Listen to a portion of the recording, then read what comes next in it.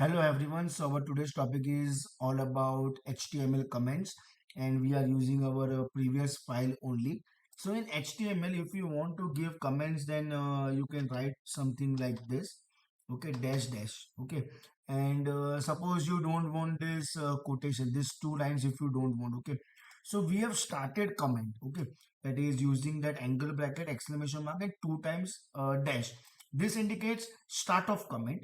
Now, after that, suppose you don't want this two line to be display on a browser, then and after that, whatever is there you want, okay, then you can end your comment with dash dash and this greater than sign.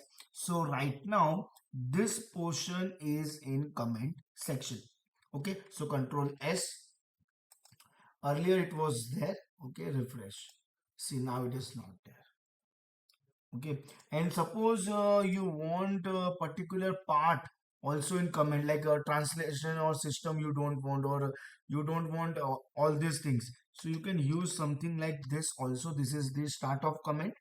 And suppose you don't want translation system, okay, so you can end also comment like this in between also in line. Okay, it is best way to hide your code rather than deleting anything, because suppose if I write something like this right now, okay, and refresh. Okay, so now it is not showing that translation and system and everything. But suppose later on you want these two words, then only remove this comment, only remove this comment. Why to type this again and again? Here also you can remove this thing and remove this thing, and then Control S. So now again refresh. So it is coming.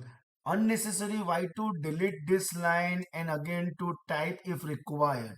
So comment is best. Sorry, and useful things. Thank you everyone.